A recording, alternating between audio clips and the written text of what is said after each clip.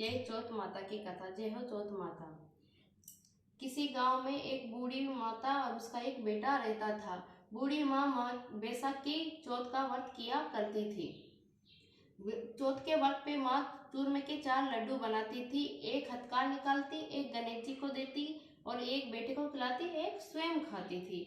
इस पर किसी ने बेटे को भड़का दिया कि तेरी माँ तो चौथ माता के व्रत के नाम से चूरमे के लड्डू बनाकर खाती है और तुझे तो ठंडी बासी रोटी देती है। इस पर बेटा भड़क गया और वो अपनी माँ से जाकर बोलने लगा कि हे माँ, या तो तू चौथ माता का व्रत कर या मुझे छोड़ दे। माँ बोली कि बेटा, चौथ माता का व्रत तो मैं तेरे लिए ही करती हूँ, मैं तुझे छोड़ दूंगी पर मैं चौथ माता को नहीं छोड़ूंगी। इस पर बेटा विदेश जाने लगा।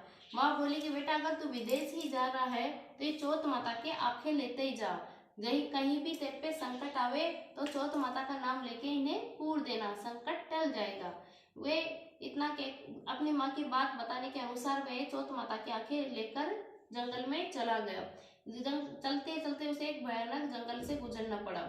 वह जंगल में रास्ता भटक गया तो उसने चौथ माता का नाम लेकर कहा, हे चौथ माता, अगर मेरी माँ सच्चे दिल से तेरा व्रत करती है तो मुझे रास्ता दिखा। चौथ माता ने उसकी सुनी और उसे चौथ माता की कृपा से उसे रास्ता मिल गया। आगे चलकर उसे एक भयंकर नदी आड़ी आई। उसने चौथ माता का नाम लेकर कहा, हे चौथ माता, ये संकट भी तू ही टाल।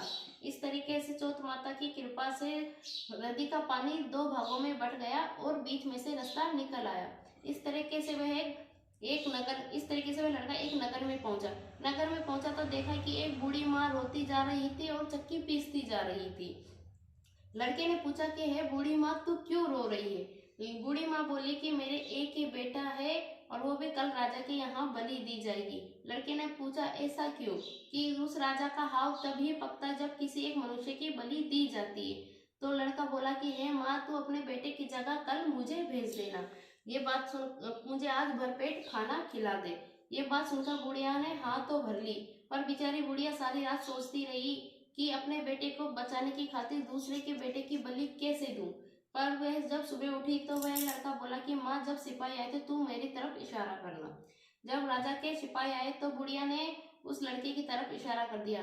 राजा के दूत उसे लेकर चले गए और उसे हाव में चीन दिया तो वह लड़का चौथ माता की आंखें लेकर, चौथ माता का नाम लेके आंखें लेकर पूर दिया और एक पानी का कलश लेकर बैठ गया और कहा, हे चौथ माता, तूने हर बात पर मेरी लाज रखी, इस बार भी मेरी लाज रखना। इतने में ही हाव पककर तैयार हो गया और जो आंखें पूरे थे वह उगकर हरे जवार बन गए। और वह जब सिपाही कलश उतारने आए तो अंदर से आवाज आई कि भाई, कलश धीरे धीरे उतारो, अंदर आदमी है। ये सुनकर सारे सिपाही डर गए और भक्कर राजा को बोला कि महाराज, आज तक तो उस हाव में से कोई भूत जिन नहीं बोला, आज कौन बोल रहा है? तो राजा ये बात देखने खुद आया। तो राजा ने पूछा, तुम कौन हो? आज तक तो इस हाव में से किसी मनुष्य की आवाज वापस नहीं आई। वो बोला कि मैं वही व्यक्ति हूँ जिसने तुम्हें हाव में चीना था। वह बोला कि तुम ऐसे कैसे बच गया? वो बोला कि मेरी माँ चौथ माता का व्रत करती है, चौथ माता की कृपा से मैं बच गया हूँ। तो राजा ने उसकी परीक्षा लेने के लिए कहा कि अगर तेरी चौथ माता साची है तो एक घोड़े पे तू बैठ, दूसरे घोड़े पे मैं बैठता हूँ और तेरे हाथ पैरों में जंजीरें बांधी जाएगी। अगर तेरी बंधी जंजीरें मेरे हाथ पैरों में आ बंधेगी तो तेरी चौथ माता सच्ची है। इतना कहकर वे दोनों अपने अपने घोड़े पे बैठ गए और लड़के के पैरों में हाथ जंजीरें बांध दी। लड़के ने कहा कि हे चौथ माता, अब तू मेरी और मेरी माँ की लाज रखना। इतने में ही लड़के के हाथ की जंजीरें जाकर राजा के हाथ पैरों में जा बंधी। राजा बोला कि भाई, तेरी चौथ माता तो वास्तव में सच्ची है। राजा ने सारे शहर में ढिंडोरा पिटवा दिया कि 12 महीने की 12 चौथ किया करे, 12 नहीं तो 4 करे, 4 नहीं तो 2 तो सभी किया करे। राजा ने अपनी लड़की का ब्याह उस लड़के के साथ कर दिया। दोनों बेटे बहू राजी खुशी बहुत सा धन देकर राजा ने उन्हें विदा किया। दोनों बेटे बहू अपने नगर चल दिए। जब वे अपने नगर के निकट पहुंचे तो बुढ़िया को किसी गांव वाले ने जाके बोला कि बूढ़ी माँ, तेरे बेटे बहू आ रहे हैं और बहुत सारा धन लेके आए हैं। इस पर बूढ़ी माँ बोली, मेरे भाग्य में बेटे बहू कहाँ? मेरे बेटे को तो किसी ने भड़का कर भगा दिया। फिर व्यक्ति बोला कि नहीं माँ, तू जाकर तो देख, गांव के कांकड़ पे तेरे बेटे बहू बैठे हैं। बूढ़ी माँ जाकर देखती तो वास्तव में उसके बेटे बहू और बहुत सारा धन लेकर आए।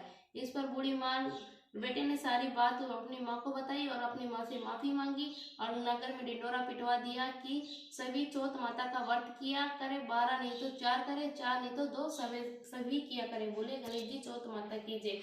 कल कहानी सुनते हुंकार बटे सभी की मनोकामना पूर्ण करना। जय चौथ माता।